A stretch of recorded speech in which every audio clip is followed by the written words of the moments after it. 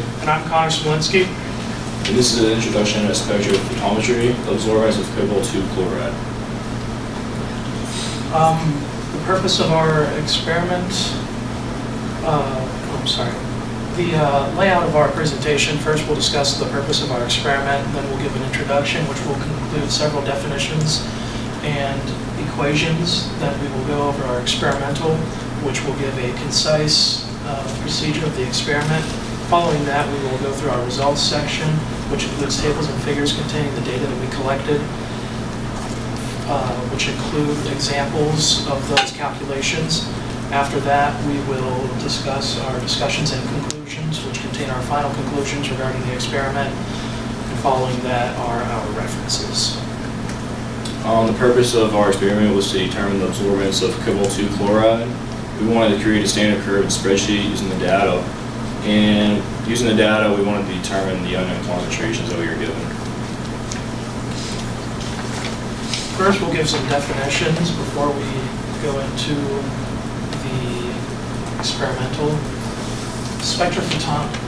Spectroscopy is the identification of properties using the absorbance spectrum. Spectrophotometry uses radiation in the form of light to determine the amount of substance. The amount of light absorbed is dependent on the amount of substance that is present. And this is used to measure absorbance and percent transmittance.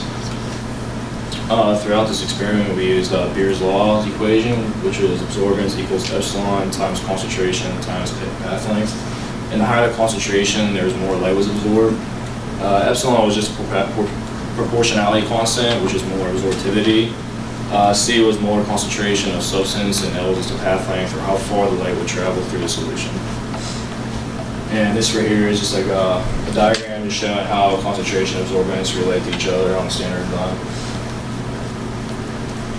Absorbance can be specifically determined using this equation, where A equals absorbance. Absorbance is equal to 2 minus the log of the percent transmittance. The percent T, or percent transmittance, is the percentage of light that travels through the sample that you're working with. These equations were essential for finding the unknown concentrations that we were working with. For our experimental, we had first obtained 2 microvets, and we set the spec 20 to 400 nanometers. One cuvette was filled with deionized water, like 3/4 away. The other is 3/4 away filled with cobalt 2 chloride at 0.105 molar, 0.150 molar. And the water cuvette was placed in spec 20 to calibrate it. And from there, we record the percent transmittance absorbance from 400 nanometers to 600 nanometers with 25 nanometer increments. And we did this for every sample where we recalibrated, putting the water blank in. And then we put the cobalt 2 chloride in to determine the percent transmittance and absorbance. And from here, we got the lambda max was determined because absorbance was the highest and the percent transmittance was its lowest. Then we made a set of dilutions from the standard to make the standard curve. 8 test tubes were used in total, and the first tube was our control, which was filled with 5.0 milliliters of deionized water. Test tubes 2 to 7 were dilution sets, which contained different amounts of DI water and cobalt 2 chloride. The final tube was 5.00 milliliters of cobalt 2 chloride. We then recalibrated the spec 20 with the blank. Absorbance percent transmittance of dilutions were measured. Concentrations determined using the molarity equation, which is MC times VC equals MD times VD. Standard curve is created using this data, and the standard curve showed the relationship between the concentration and the absorbance. We used our standard curve to find the best fit line of the equation. And this equation was used to determine the concentrations of our unknown. And the equation can be translated to Beer's law, which is absorbance equals epsilon times wavelength times concentration plus V. Here is a determination of lambda max, the construction of the absorbance spectrum of cobalt-2 chloride. This table will show the calculated absorbance and percent transmittance of cobalt-2 chloride from 400 nanometers to 600 nanometers. And you can see as percent transmittance was lowest at 17, and absorbance was 0.772, which is the highest in its column, and that gave us our lambda max at 500 nanometers. This is an example calculation for absorbance. We used the absorbance equals 2 minus log of percent transmittance equation. We substituted 84.0 into the equation and got an absorbance of 0.0757. This was calculated at 400 nanometers. Here's our absorbance spectrum of cobalt-2 chloride, and this figure showed how the wavelength and absorbance were directly related, how absorbance was its highest. And when that absorbance was highest, we had the wavelength of 500 nanometers, which was our wavelength. This is our table 2, which shows this was whenever we were trying to construct our standard curve. The column on the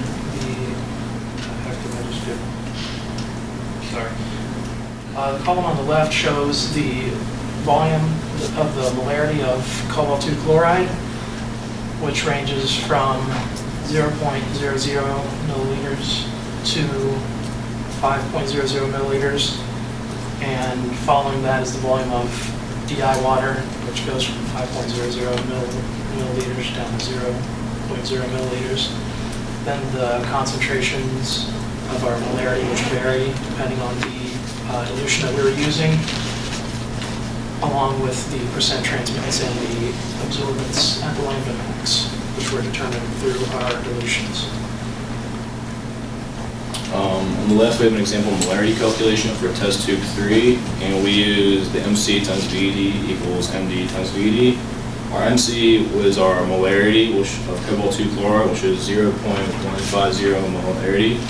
And our 2 milliliters was our VC, which is how much cobalt-2 chloride we added into the dilution. We were solving for MD, and VD was 5 milliliters, which is our total solution. And solving for that, we got 0.0600 molarity. And on the right, we have an example epsilon calculation for test tube number 3. The original equation is absorbance equals epsilon times concentration times path length. And we rearranged that equation to make it epsilon equals absorbance divided by concentration times path length. And just plugging in our information, we got epsilon equal 5.47 liters divided by molarity per centimeter. This is figure 2, which shows our standard curve. From the standard curve, we obtained the equation y equals 4.6361x plus 0.0138, which we use to solve for the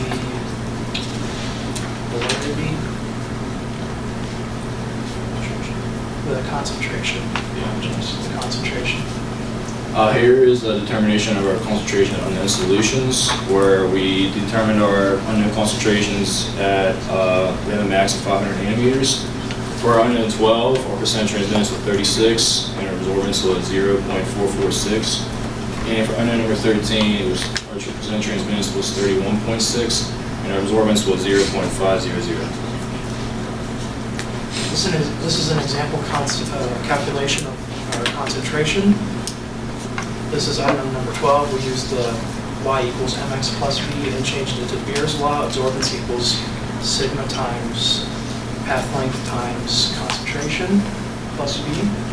After plugging in all of our data, we were able to determine that the concentration of unknown 12 was 0.0932 molarity. And the same thing, we got unknown 13. We use y equals mx plus v from the standard line in our Excel PowerPoint. And we rearrange that to be absorbance equals epsilon times path length times concentration plus v.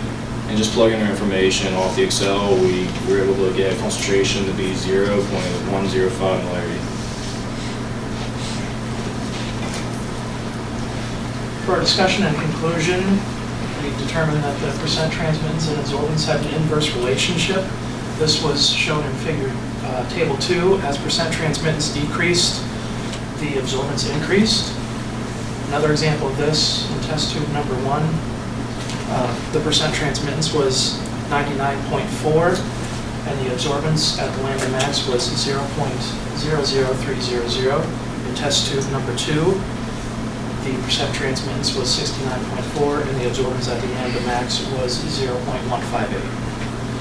And here is table 2, where you can see here where the percent transmittance was 99.4 and the absorbance was 0.00300. And same here, 69.4. The absorbance was 0.158. As the percent transmittance decreased, the absorbance increased. Question 2, our data did support lambda max of 500 nanometers. The table 1 was the highest absorbance of 0.772. At lambda max, which was the percent transmittance there, was 17, which was its lowest, and the absorbance was 0.772, which was its highest. And the unknown concentrations did fall in the linear regression line in figure 2. And our unknown solutions fall right here. So we got our y equals mx plus b formula, and this just shows the direct relationship between concentration and absorbance. As both go up, the both go up. We found out that the absorbance and concentration had a direct relationship. This is seen in table 2. When the concentration increased, so did the absorbance. In test tube number 6, the concentration was 0.105 molarity, and the absorbance was 0.410 molarity.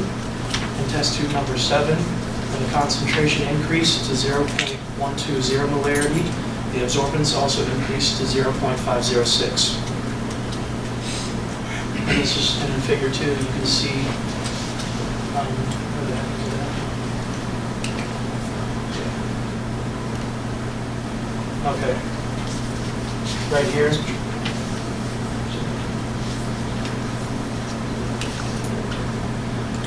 0.05 molarity here, and it increases, the absorbance goes to 0.410, and when the concentration increases to 0.120, the absorbance increases to 0.506. So our question 3 continued. We did support Beer's law because absorbance and concentration were directly related. As concentration increased, so did absorbance, and less light was able to pass through. And our unknown 12 concentration was 0.0932 molarity, and our unknown 13 was 0.105 molarity.